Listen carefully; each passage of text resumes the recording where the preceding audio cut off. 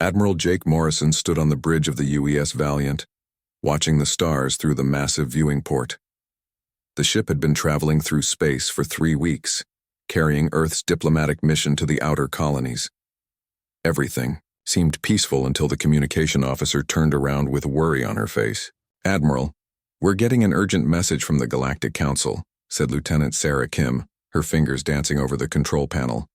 "It's marked as Priority 1. Morrison walked over to the communication station. He was a tall man with gray hair and tired eyes that had seen too many battles. At 55 years old, he had been leading human space forces for over 20 years. The message that appeared on the screen made his stomach drop. The holographic image of High Counselor Mordan flickered to life. The alien looked like a tall, thin human covered in blue light with no real solid form. His voice echoed strangely as he spoke. "Admiral Morrison of the human fleet, the Galactic Council has made a decision about your species. You have 30 standard galactic days to prove that humans deserve to stay in our alliance. You must show us your military strength, or Earth will be removed from the galactic community forever." The message ended, leaving the bridge in complete silence. Morrison felt his heart beating faster. This was the moment he had been afraid of for months. Commander Lisa Hayes walked up to him. She was the ship's diplomatic officer, a smart woman in her early 40s who knew more about alien politics than anyone else in the human fleet. Her dark hair was pulled back tightly, and her brown eyes showed the same worry that Morrison felt. "Sir, I've been tracking the political situation for weeks," she said quietly. "The Zephyrian Empire has been spreading lies about us. They're telling other species that humans are weak and don't belong in space." Morrison nodded. He had heard the reports. The Zephyrians were a warrior race that looked like large armored lizards. They believed that only the strongest species should control the galaxy. For months, they had been questioning why humans were allowed to join the Galactic Council at all. "What exactly are they saying about us?" Morrison asked. Hayes pulled out her tablet and read from her notes. "High Commander Veltar has been telling the other council members that humans have no honor. He says we're cowards who hide behind technology instead of fighting with courage. Several species are starting to believe him." Captain Alex Turner joined the conversation. He was the head of military intelligence, a short man with sharp eyes, who never seemed to sleep. His job was to know everything about potential threats to human space. "It's worse than just talk, Admiral," Turner said. "My sources tell me that 3 of our outer colonies have gone completely silent. No communications, no supply ships, nothing. Long-range sensors are picking up Zephyrian battle fleets moving toward human territory." Morrison felt his hands form into fists. The idea that someone was threatening human civilians made his blood boil, but he forced himself to stay calm. Getting angry wouldn't help anyone. "How many ships are we talking about?" he asked. "At least 50 Zephyrian warships, possibly more," Turner replied. "They're not attacking yet, but they're getting into position. I think they're waiting to see what happens with this council demonstration." Dr. Maria Santos approached the group. She was the fleet's expert on alien biology and culture, a small woman with curly black hair and bright green eyes. She had spent years studying how different alien species thought and acted. "Admiral, I need to explain something important about how aliens fight wars," she said. "Most galactic species don't fight the way humans do. Their battles are more like formal ceremonies than actual warfare." Morrison looked at her with interest. "What do you mean?" "Think of it like a boxing match with rules," Santos explained. "When alien species fight, they follow strict codes of honor. They announce their attacks, they fight one-on-one, and they have special areas where battles are supposed to happen. Individual warriors challenge each other to single combat. The winner of these duels determines who wins the whole battle." Hayes shook her head in disbelief. "That sounds incredibly inefficient."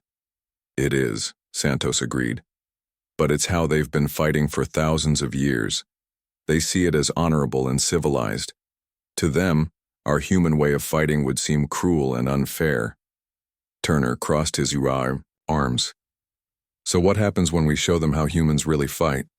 "That's what I'm worried about," Santos said. "When they see our tactics, our teamwork, our technology used for warfare instead of individual glory, they might be shocked.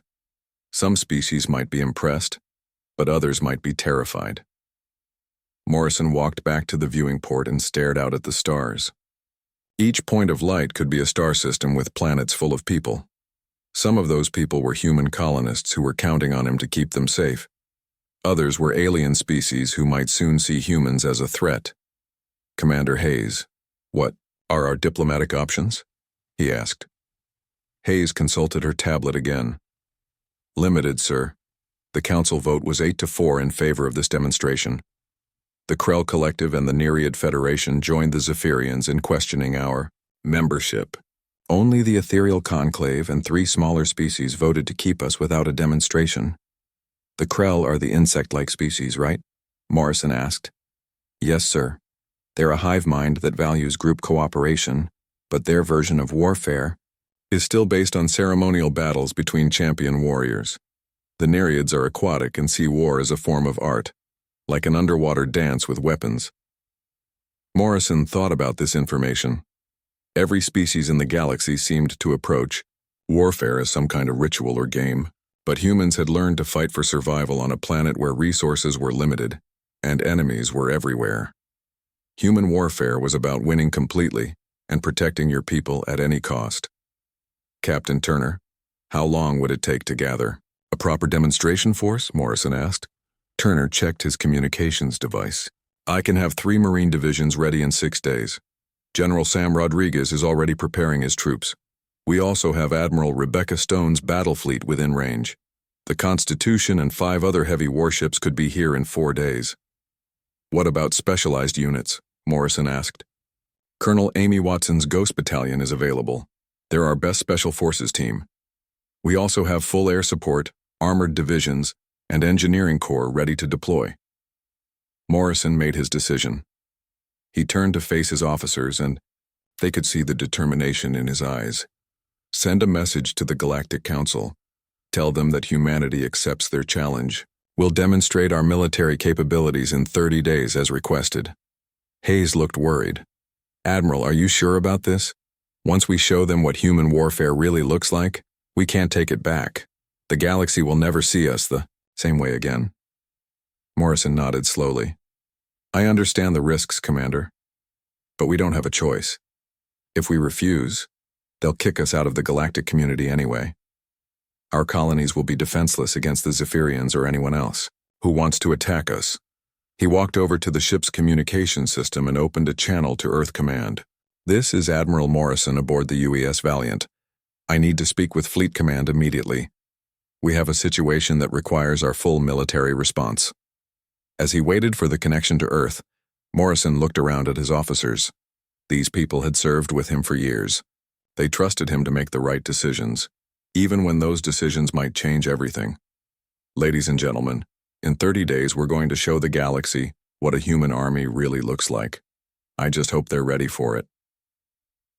The bridge fell silent again as everyone understood what was about to happen. Humanity was about to reveal its true nature to the galaxy, and nothing would ever be the same. 6 days after receiving the Council's message, the human fleet arrived at Nexus Station. The massive orbital platform was larger than any human-built structure in space.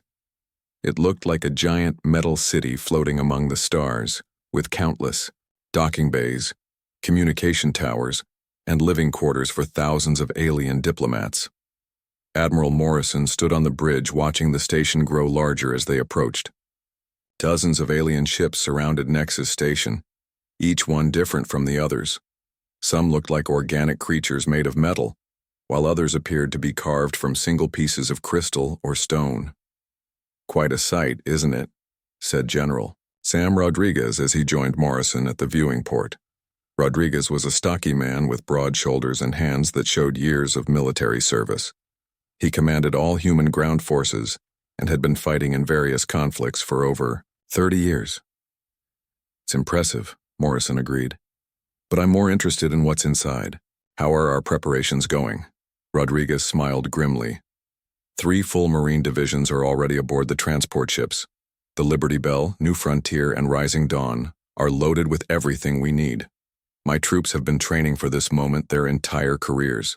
Through the viewing port, they could see the three massive transport ships moving into position near the station. Each ship carried thousands of Marines, along with their equipment, vehicles, and supplies. The ships themselves were built for war with thick armor and heavy weapons, but they looked almost peaceful compared to some of the alien vessels nearby. Colonel Amy Watson appeared beside them. She was a tall, lean woman with short blonde hair and eyes that seemed to see everything at once. Her Ghost Battalion was the most elite unit in the human military, trained for the most dangerous missions behind enemy lines. "Admiral, my teams have been studying the alien observers," Watson reported. "They're confused by our training methods. Yesterday, they watched us practice coordinated unit movements, and several of them seemed genuinely puzzled." Morrison raised an eyebrow. "Puzzled how?" "They kept asking why our soldiers weren't practicing individual combat skills. When I explained that we fight as teams, not as individual warriors, they looked at me like I was speaking a foreign language." Rodriguez chuckled. "Wait until they see us in action. I don't think they have any idea what's coming." The three officers watched as shuttles began moving between the ships and the station. Each shuttle carried human personnel who would be setting up equipment and preparing for the demonstration. The aliens on the station had never seen anything like the organized efficiency of human military logistics. Engineer Ben Clark was leading one of the most important teams. He was a thin man with messy brown hair who could fix or build almost anything. His job was to set up all the equipment needed for the demonstration, and he had been working around the clock for days. Clark's team had already begun installing their equipment in the station's demonstration area. Unlike the simple combat arenas that other species used for their military displays, the humans had requested access to the station's most advanced planetary simulation chamber. This room could create realistic environments complete with terrain, weather, and urban areas. "The aliens don't understand why we need such a complex setup," Clark reported to Morrison over the communication system. "They keep asking why we can't just fight in an empty room like everyone else." Morrison smiled. "They'll understand soon enough. How long until everything is ready?" "Another 4 days, Admiral. But I have to tell you, some of the alien technicians are getting nervous. They've never seen equipment like ours before." On the station's observation deck, alien delegates were gathering to watch the human preparations. Warsinger Thackamore of the Krell Collective stood with several other insect-like aliens, their compound eyes reflecting the light from the stars. Thackamore was over 7 feet tall, with a hard shell covering his body, and 4 arms that ended in sharp claws. "These humans are strange," Thackamore clicked to his companions. "They prepare for battle like they are building a nest. So much equipment, so much coordination. Where is the individual honor in this?" Nearby, battle dancer Aqualin of the Nereid Federation floated in a tank of water, her blue-green skin shimmering under the lights. The Nereids were graceful beings who looked like a cross between humans and dolphins, with long flowing fins and large eyes adapted for underwater life. "Their movements lack elegance," Aqualin sang in the musical language of her people. "War should be beautiful, like a dance. This human activity resembles the building of machines, not the preparation for glorious combat." Lieutenant Katie Murphy was working in the medical section, setting up field hospitals and emergency treatment centers. She was a young woman with red hair and green eyes who had saved countless lives during her service as a combat medic. Her work was drawing particular attention from the alien observers. "I don't understand," said one of the ethereal conclave, delegates to Dr. Santos. "Why do the humans spend so much effort preparing to heal their wounded? Is it not more honorable to accept death in battle?" Santos tried to explain. "Humans believe that every life has value. We fight to protect each other, not to achieve individual glory. Saving our wounded is as important as defeating our enemies." The ethereal being, who looked like a tall figure made of blue light, seemed confused by this concept. "But if warriors do not risk death, how can they prove their courage?" "Human courage isn't about being willing to die," Santos replied. "It's about being willing to sacrifice for others. Our soldiers are brave because they fight to protect their friends and families, not because they seek personal honor." "Ambassador, Peter Johnson was having his own difficulties with the alien delegates. He was a diplomatic man in his 60s who had spent years trying to build relationships with other species. But now he found himself constantly defending human military practices that the aliens considered dishonorable. "Ambassador Johnson," said Commander Zareth of the Zephyrian Empire, "I have reviewed your military protocols. Your soldiers use camouflage to hide from their enemies. They attack at night when their foes cannot see them. They coordinate their attacks so that many fighters assault a single target. How can you call this honorable warfare?" Johnson remained calm despite the insult in Zareth's voice. "Commander, humans have learned that the most honorable way to fight is the way that wins quickly with the fewest casualties. We don't fight for glory or sport. We fight to protect innocent people and to end conflicts as fast as possible." Zareth's reptilian features showed disgust. "You speak of ending conflicts quickly, but you refuse to face your enemies in single combat. You rely on superior numbers and advanced technology instead of individual skill and courage." "We rely on teamwork and planning," Johnson replied. "Human warriors are brave as individuals, but they are strongest when they work together." The Zephyrian commander hissed softly, which was how his species showed contempt. "We shall see how strong your teamwork is when put to the test." Admiral Rebecca Stone arrived on the 4th day, commanding the human battle fleet from the bridge of the dreadnought Constitution. Stone was a woman in her early 50s with silver hair and steel-gray eyes. She had earned her rank through years of successful command, and her reputation was known throughout human space. The Constitution was the largest warship ever built by humans. It was over 2 miles long and armed with enough weapons to destroy entire fleets. When it docked at Nexus Station, the structure shook from the massive ship's gravitational field. The alien observers watched in silence as the Constitution settled into its berth. They had never seen a warship built with such obvious destructive intent. Most alien vessels were designed for ceremonial combat or individual duels. The Constitution looked like it was built to fight entire wars. "By the sacred waters," whispered Aquilin, "what manner of vessel is this? It appears designed for nothing but destruction." Thakmor's compound eyes reflected the light from the Constitution's hull. "This is not a ship for honorable combat. This is a weapon designed to eliminate all opposition." High Commander Veltar of the Zephyrian Empire studied the human dreadnought through his flagship's sensors. Even he, who had commanded the most powerful fleets in Zephyrian space, had never seen anything like the Constitution. The ship's weapon systems alone were more advanced than anything his species had developed. "Perhaps," Veltar said to his officers, "we have underestimated these humans." On the Constitution's bridge, Admiral Stone reviewed the final preparations for the demonstration. Her tactical officers had spent days analyzing the simulation chamber and planning their assault. Every detail had been considered, every contingency planned for.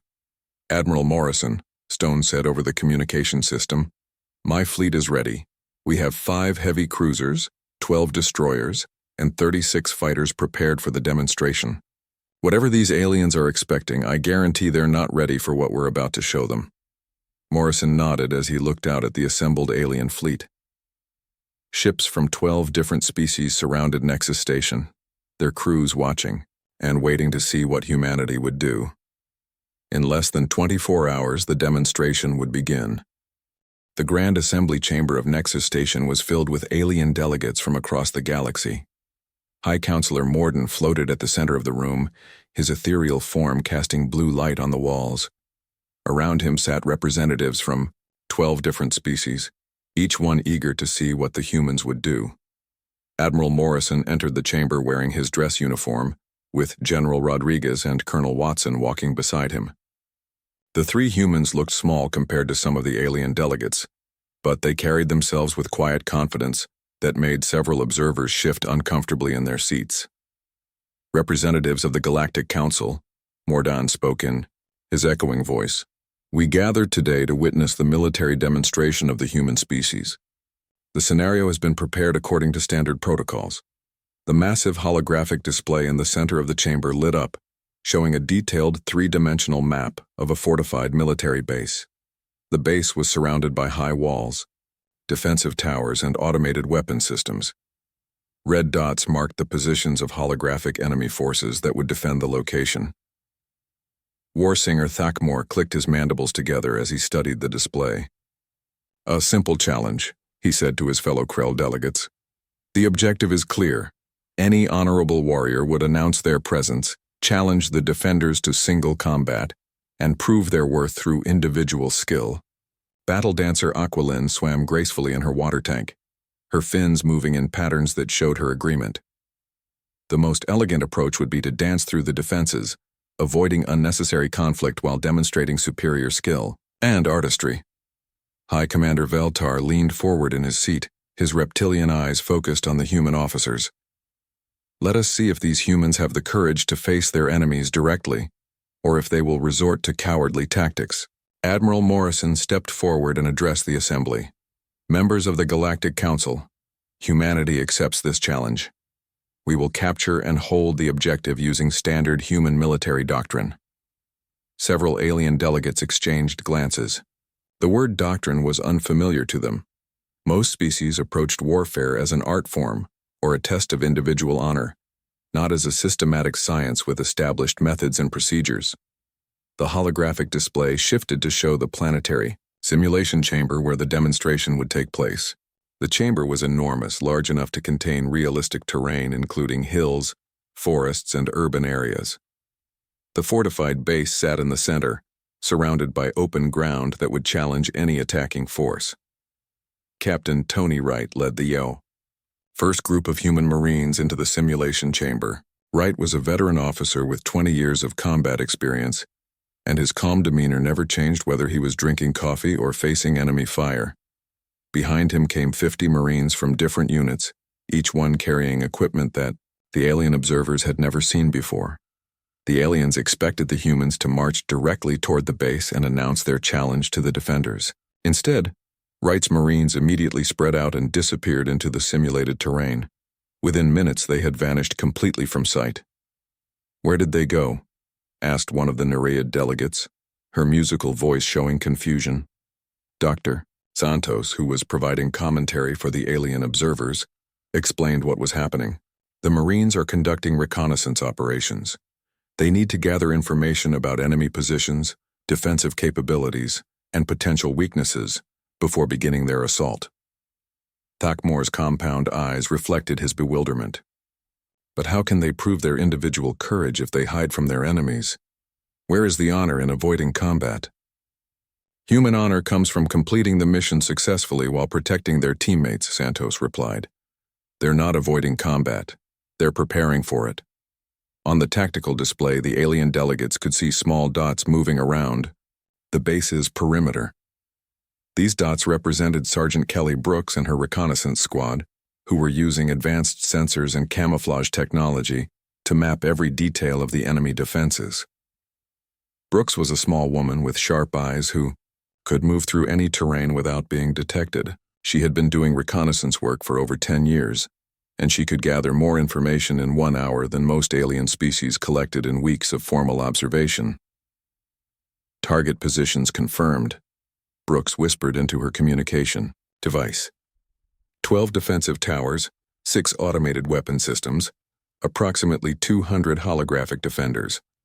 Uploading tactical data now. Miles away from the base, Colonel Jim Parker and his artillery units were receiving Brooks' information and using it to calculate precise firing solutions.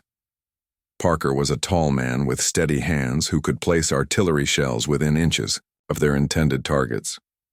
His crews had been practicing these calculations for years, treating mathematics and physics as weapons of war. The alien observers watched the tactical display with growing confusion as more human units moved into position around the base. Instead of the individual challenges they expected, they were seeing something that looked more like an elaborate dance, with dozens of small units coordinating their movements through invisible communication networks. Major Lisa Cole's air support teams were preparing for their part of the assault. Cole was a pilot who had flown combat missions in 3 different star systems, and she understood how to coordinate air attacks with ground forces better than anyone in the human military. Her squadron of fighters was orbiting high above the simulation chamber, waiting for the right moment to strike. Ground control, this is Falcon Leader.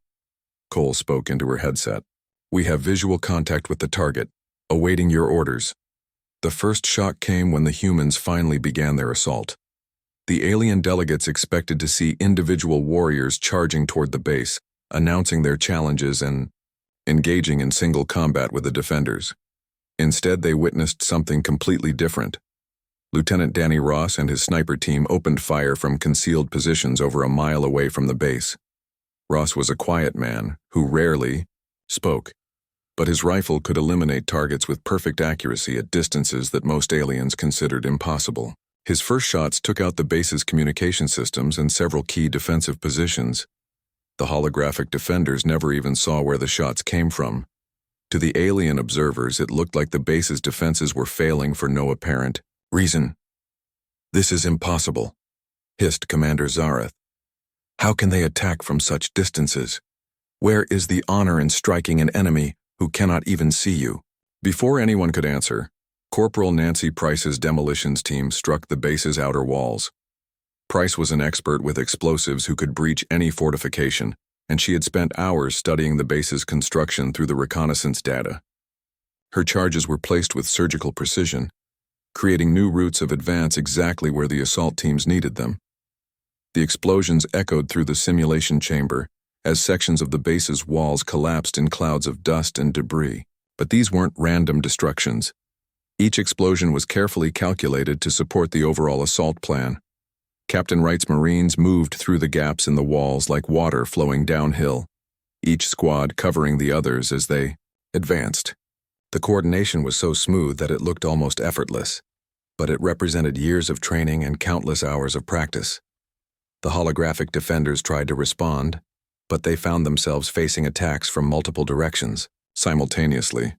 Every time they moved to counter one threat, another would appear from an unexpected angle. The human assault was like nothing they had been programmed to handle. Battle dancer Aqua Lynn floated in her tank, her fins trembling, with what might have been fear or excitement. This is not warfare as we understand it. This is something else entirely. The alien delegates watched in stunned silence as the human Marines flowed through the base's defenses, like a single organism with dozens of arms and eyes. Individual squads would suppress enemy positions with covering fire while other teams flanked around to attack from the sides or rear. When one unit needed support, others would immediately provide it without being asked.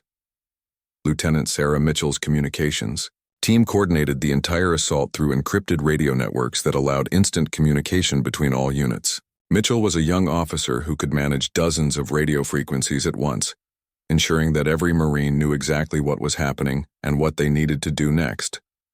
Alpha Team, move to Sector 7. Bravo Team, provide covering fire. Charlie Team, prepare to breach the inner compound. Mitchell's voice was calm and professional as she directed the complex operation. The Krell delegation erupted in protests as they watched the tactical display. This violates every principle of honorable combat, Thakmor declared. These humans fight like insects, swarming their enemies with superior numbers instead of proving individual worth. High Counselor Mordan raised one ethereal hand for silence. Let the demonstration continue. We must see the full extent of human capabilities. The second wave of shock came when the holographic defenders attempted to mount a counterattack.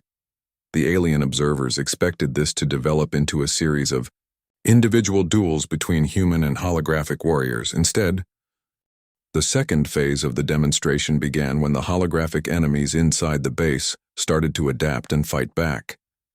The alien observers expected this to slow down the human assault, perhaps even force them to retreat and regroup according to traditional warfare customs. Instead, they witnessed something that left them speechless. Commander Rick Hayes received the signal from ground control and immediately contacted his fighter squadron. Hayes was a veteran pilot who had been flying combat missions for 15 years, and he understood the deadly art of close air support better than anyone in the human fleet. His voice was calm and professional as he spoke into his headset. All Falcon units, this is Falcon Leader. Ground forces are requesting immediate air support on designated targets. Time to show these aliens what human air power looks like. The fighters from the carrier Intrepid descended toward the simulation chamber like hunting hawks. Each pilot had trained for years to coordinate with ground forces, using precision weapons guided by soldiers on the ground. The alien observers had never seen anything like the coordination between air and ground units. Sergeant Joan Taylor crouched behind a piece of rubble, holding a device that looked like a small telescope. Taylor was a forward observer, trained to guide airstrikes with pinpoint accuracy. She could paint targets with invisible laser beams that the fighters' weapons would follow automatically. Target acquired. Taylor spoke quietly into her radio. Enemy stronghold. Grid reference 77 Alpha. Multiple hostiles. Danger close to friendly forces. Hayes acknowledged the target and rolled his fighter into a diving attack. The bombs that fell from his aircraft were guided by Taylor's laser designator, hitting their targets with surgical precision. The explosions eliminated entire groups of holographic enemies while leaving the nearby human Marines completely unharmed. War Singer Thakmor stood up from his seat, his forearms trembling with agitation. This is not possible. How can they coordinate attacks from the sky with such precision? Our pilots would never risk striking so close to their own warriors. Dr. Santos tried to explain what the aliens were witnessing. Human military doctrine emphasizes the integration of all combat arms. Our pilots train constantly with ground forces to provide close air support. The trust between air and ground units allows for this level of precision. The Krell delegate's compound eyes reflected his confusion. But what if the Sky Warriors make an error? What if they harm their own people? That's why they train so hard, Santos replied. Human pilots and ground forces practice these procedures until they can perform them perfectly, even under extreme stress. Major Phil Anderson's armored division began its assault on the base's inner defenses. Anderson was a career tank officer who understood mechanized warfare better than most people understood their own families. His tanks, infantry fighting vehicles, and mobile artillery moved across the battlefield in perfect coordination, each vehicle supporting the others. The alien observers watched in amazement as human tanks advanced while infantry soldiers walked alongside them, protected by the vehicle's armor. When the tanks encountered obstacles, engineer vehicles immediately moved forward to clear the way. When enemy positions opened fire, artillery units provided precise counter-battery fire that silenced the threats within seconds. Captain Sue Martin commanded the engineering units that made the armored advance possible. Martin was a small woman who could build or destroy almost anything, and she approached obstacles like puzzles to be solved rather than barriers to be overcome. Her teams laid bridges across ditches, cleared minefields, and created supply routes faster than the holographic enemies could respond. Obstacle cleared. Armor is free to advance, Martin reported as her teams finished placing a temporary bridge across a simulated river. The tanks rolled across without slowing down, maintaining the momentum of their assault. The psychological warfare aspect of the human assault proved equally shocking to the alien observers. Lieutenant Frank Lopez and his intelligence unit were broadcasting false communications that completely confused the holographic enemy forces. Lopez was a quiet man who spoke 7 different languages and understood how to manipulate information, like a weapon. Enemy units are receiving contradictory orders, Lopez reported. Their command structure is breaking down as they try to respond to false intelligence reports. Commander Grace Kim's cyber warfare specialists were simultaneously hacking into the simulation's computer systems, turning the base's own defensive weapons against their original programming.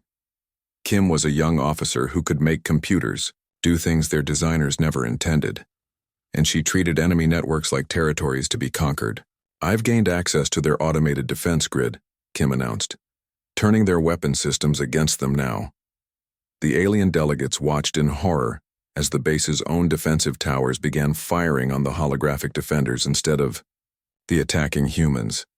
The concept of turning an enemy's weapons against them was so foreign to their understanding of warfare that many delegates thought they were witnessing some kind of technological malfunction. "This is not warfare," whispered battle dancer Aqualin, her musical voice filled with something that might have been fear. "This is total domination." When the holographic enemies attempted to withdraw and regroup, Colonel Andy Bell's rapid response teams pursued them relentlessly. Bell was a fast-moving officer who specialized in preventing enemy forces from escaping or reorganizing. His teams used helicopters and fast vehicles to chase down retreating enemies, cutting off their escape routes and forcing them into prepared kill zones. "No enemy unit will be allowed to escape and regroup," Bell reported. "We're maintaining contact and pressure on all retreating forces." The alien observers had never seen anything like this relentless pursuit. In traditional galactic warfare, defeated enemies were allowed to withdraw honorably and regroup for another battle. The human concept of total victory, where enemy forces were completely destroyed or captured, was entirely foreign to their experience. High Commander Veltar leaned forward in his seat, his reptilian features showing deep concern. "They do not allow their enemies to retreat with honor. They pursue until complete destruction is achieved." The demonstration reached its climax when Admiral Stone authorized the use of orbital fire support. The alien delegates looked up at the holographic display showing the space above the simulation chamber, where human warships waited in orbit. "Ground control. This is Admiral Stone aboard the Constitution. You are authorized for naval gunfire support. We have multiple ships in position to provide precision orbital bombardment." The concept of ships in space providing fire support to ground forces was so advanced that most alien species had never even considered it possible.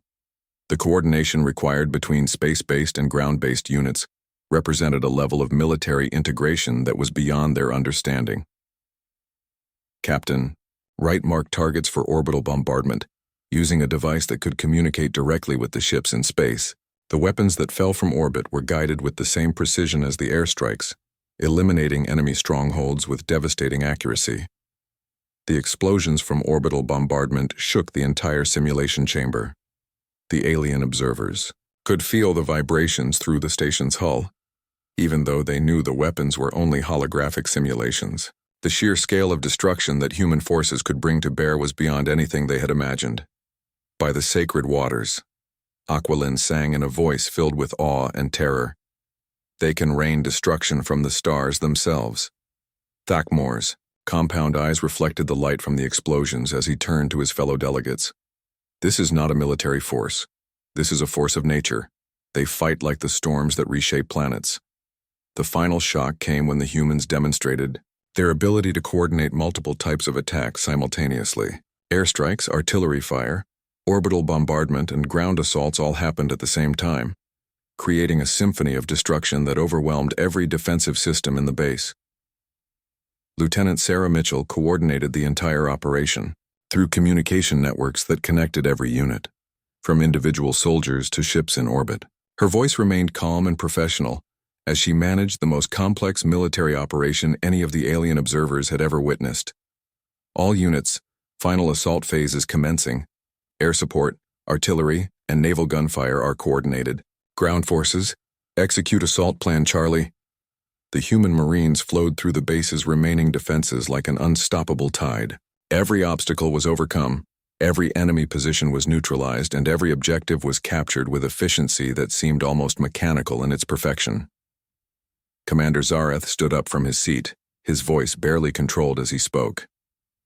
"This is not warfare as civilized species understand it. This is annihilation." Admiral Morrison watched the tactical display with satisfaction as his forces completed their objectives. The base was captured, all enemy forces were eliminated or neutralized, and human casualties were minimal. The operation had taken less than 4 hours from start to finish. But as Morrison looked around the Grand Assembly Chamber, he realized that the real battle was just beginning. The Grand Assembly Chamber of Nexus Station had never been so quiet. For the first time in galactic history, representatives from 12 different species sat in complete silence, unable to find words for what they had just witnessed. The holographic display still showed the captured base, now flying human flags where enemy banners had been just hours before. High Counselor Mordan floated in the center of the chamber, his ethereal form flickering as if he was having trouble maintaining his physical appearance. His telepathic abilities, which normally allowed him to sense the thoughts and emotions of other species, found nothing familiar in the human approach to warfare. "I have lived for over 3,000 years," Mordan finally spoke, his voice echoing strangely in the silent chamber. I have witnessed the rise and fall of civilizations across the galaxy, but I have never seen anything like what we have just observed. Admiral Morrison stood before the assembled delegates, still wearing his combat uniform. General Rodriguez and Colonel Watson flanked him, their faces showing the quiet confidence of soldiers who had just completed a successful mission. But Morrison could see the fear in the alien's eyes, and he knew that fear could be more dangerous than any weapon. Members of the Galactic Council, Morrison began, his voice calm and steady. You asked us to demonstrate our military capabilities. We have done so using standard human military doctrine. We hope this answers your questions about our worthiness to remain in the galactic community. War Singer Thakmor slowly rose from his seat, his forearms trembling slightly. The proud Krell warrior who had commanded armies across 3 star systems looked like he had aged decades in the past few hours. Admiral Morrison, Thakmor clicked, his mandibles moving nervously. What we have witnessed today was not a military demonstration. It was a revelation of power beyond our understanding. Your species does not fight wars. You wage campaigns of total domination. Battle dancer Aqualin moved weakly in her water tank, her normally graceful movements now sluggish with shock. We asked to see your army, but what we saw was something else entirely. You fight like the very forces of nature, coordinated and unstoppable. High Commander Veltar of the Zephyrian Empire sat quietly in his chair, his reptilian features showing, none of his usual arrogance. The warrior who had spent months calling humans weak and cowardly now looked at Morrison with something approaching respect and fear. I withdraw my challenges to humanity's honor, Veltar said quietly. I spoke from ignorance of your true capabilities. My species has been preparing for war with yours, but now I see that such a conflict would be suicide. Dr. Santos stepped forward to address the assembled delegates. She had spent years studying alien cultures, and she understood that this moment would determine humanity's future in the galaxy. Honorable representatives, Santos began, I know that what you have seen today is frightening and unfamiliar. Human warfare evolved differently from yours because our world was different. We learned to fight not for honor or ritual, but for survival.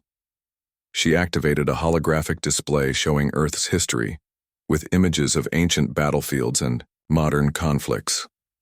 For thousands of years, humans fought on a world with limited resources and many competing civilizations. We had no choice but to develop efficient methods of warfare. We learned to coordinate our efforts, to use technology as a force multiplier, and to achieve victory with minimal casualties to our own forces. Commander Zareth, who had been one of humanity's harshest critics, spoke up from his seat. But such methods seem to remove all honor from combat. Where is the individual glory? Where is the test of personal courage? General Rodriguez answered the question.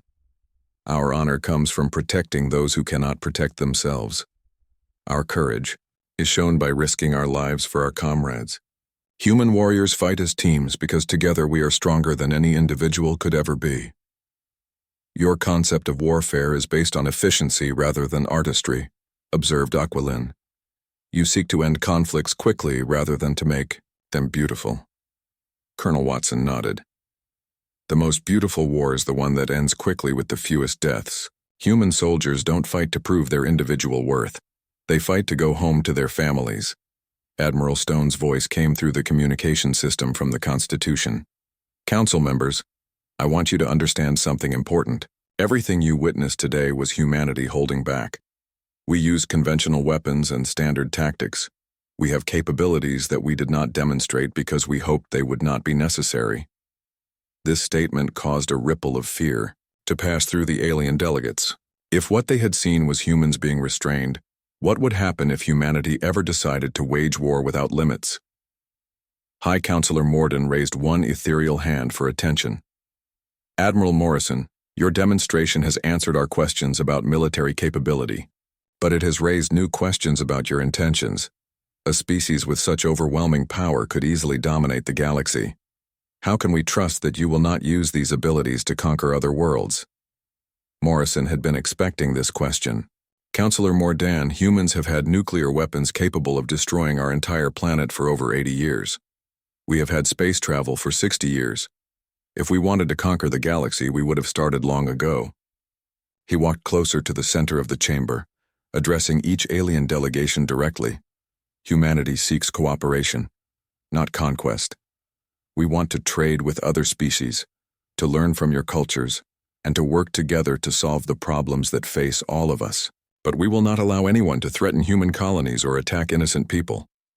What about the Zephyrian fleets that are currently positioned near human space? Asked one of the ethereal conclave delegates. Beltar quickly responded. Those fleets are being withdrawn immediately. The Zephyrian Empire has no quarrel with humanity and wishes to pursue peaceful relations. Morrison smiled slightly. The threat of human military power was already changing the political situation in humanity's favor. Ambassador Johnson stepped forward to address the practical implications of what had just happened. Members of the Council, we have a choice to make. We can either work together as allies or we can allow fear and suspicion to divide us. Humanity prefers the first option. Thakmor clicked his mandibles thoughtfully. Admiral Morrison, if humanity were to share its military knowledge with other species, could our own forces become more effective? We would be happy to establish training programs and share our tactical doctrines, Morrison replied. But remember that human military effectiveness comes from years of training and cultural attitudes that value teamwork over individual glory. The vote that followed was unlike any in Galactic Council history. Instead of the usual lengthy debates and political maneuvering, each species quickly and unanimously voted to grant humanity full membership and military alliance status. The Krell Collective requested human military advisors to help modernize their own forces. The Nereid Federation proposed joint training exercises to learn human coordination techniques. Even the proud Zephyrian Empire asked for assistance in updating their military doctrines. The Human Military Advisory Council will be established immediately, announced Mordan. General Rodriguez will lead this organization, working with representatives from all member species to share knowledge and coordinate our mutual defense. Rodriguez stepped forward. We accept this responsibility. Human instructors will work with alien cadets and human officers will study your technologies and leadership methods.